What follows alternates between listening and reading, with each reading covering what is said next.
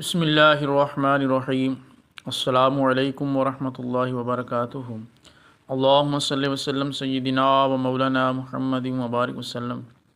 معزز سامعین کرام، حضور نبی کریم رؤوف الرحیم صلی اللہ علیہ وسلم کی بعثت کے متعلق یہودی علماء کرام کی جو پیشین گوئیاں تھیں اس کے متعلق یہ دوسری ویڈیو ہے۔ تورات و انجیل میں حضور صلی اللہ علیہ وسلم کا ذکر کیا تھا، اس کے متعلق ان لوگوں کی کیا پریڈکشنز تھیں، اور حضور صلی اللہ علیہ وسلم کی بعثت سے قبل یہ لوگ کیا کہتے تھے اور یہ اب صلی اللہ علیہ وسلم کا انتظار کر رہے تھے بعثت کا۔ تو اس کے متعلق یہ ویڈیو ہے۔ ویڈیو پر جانے سے پہلے آپ سے گزارش ہے کہ چینل کو سبسکرائب کریں، ویڈیو کو لائک اینڈ شیئر کریں تاکہ آپ تک ہماری اسلامی ویڈیوز پہنچتی رہیں۔ اللہم صلی وسلم سیدنا و مولانا محمد وعلی آلہ و اصحابہ وبارک وسلم۔ بعثت نبوی کے بارے میں یہود کی پیشن گوئیاں۔ معزز ناظرین کرام، یہود کے قبیلہ بنو قریظہ کی شاخ حذیل کو معاشرہ میں بہت اہم مقام حاصل تھا۔ اس قبیلہ میں ایک شخص ابن الحیان آ کر شامل ہو گیا تھا۔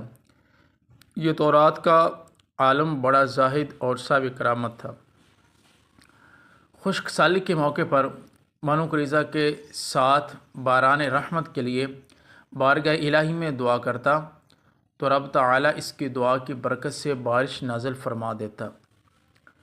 اپنے آخری وقت میں ابن الحیان نے بنو قریظہ کے لوگوں سے کہا، لوگو تم جانتے ہو کہ میں نے کیوں شام کی نعمتوں کو چھوڑ کر سرزمین حجاز کی بھوک اور سختی کی زندگی کو ترجیح دی۔ لوگوں نے کہا، بتاؤ کیا سبب تھا؟ تو ابن الحیان نے کہا، مجھے تورات کے مطالعے سے یہ معلوم ہوا تھا کہ اس دور میں ایک پیغمبر مکہ مکرمہ میں اعلان نبوت کریں گے اور لوگوں کو دین ابراہیمی کی جانب دعوت دیں گے۔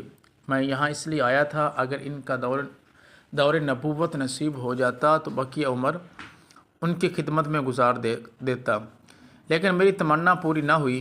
اب موت کا وقت قریب معلوم ہو رہا ہے، لہٰذا میں تم کو وصیت کرتا ہوں، اگر تم ان کا عہد نبوت پاؤ تو بلا توقف ان کی مطابقت قبول کرنا اور ان کے دین کے ساتھ وابستہ ہو جانا، اور جو کوئی ان کی مخالفت کرے گا اس کے جان و مال کی عصمت باقی نہ رہے گی، جان محفوظ رہے گی نہ مال۔ اس گفتگو کے بعد اس نے زوردار الفاظ میں اپنی وصیت پر عمل کرنے پر زور دیا اور کہا کہ بنو قریظہ کے لوگوں، اس نبی برحق صلی اللہ علیہ وسلم کا قرب حاصل کرو، ان کی مخالفت میں پیش قدمی نہ کرو، کیونکہ ان کی مخالفت میں دین اور دنیا دونوں کا خسارہ ہے اور حال و مستقبل کے فوائد ان کے موافقت میں مضمر ہیں۔ اس وصیت کے بعد سید عالم صلی اللہ علیہ وسلم کی نعت و منقبت کرتا ہوا وہ شخص اس دنیا سے رخصت ہو گیا۔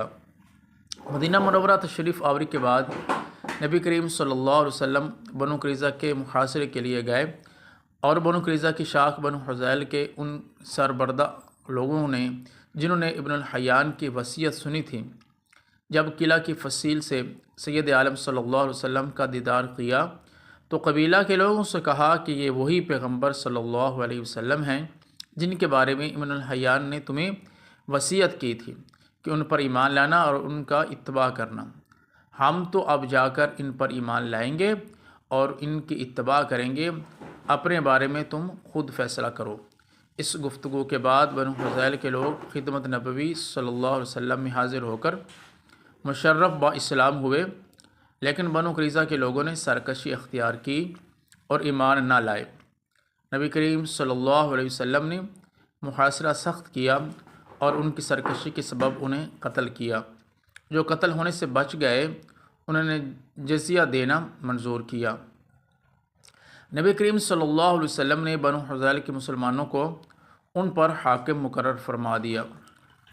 مصنف محمد بن اسحاق رحمۃ اللہ علیہ لکھتے ہیں کہ اس مرحلے پر یہود کے اخبار کے اقوال بعثت نبوی کے بارے میں اختتام کو پہنچے۔ اب انشاءاللہ العزیز ہم ان ساری رابوں کے ان اقوال کو نقل کریں گے جو بعثت نبوی کے بارے میں انہوں نے منقول کیے ہیں۔ تو تب تک آپ سے اجازت چاہیں گے، آج ویڈیو کو یہاں پہ اختتام کرتے ہیں۔ آخر میں آپ سے التماس ہے کہ اس ویڈیو کو لائک کریں، چینل کو سبسکرائب، ویڈیو کو لائک اینڈ شیئر کریں تاکہ آپ تک ہماری اسلامی ویڈیوز پہنچتی رہیں۔ السلام علیکم ورحمۃ اللہ وبرکاتہ۔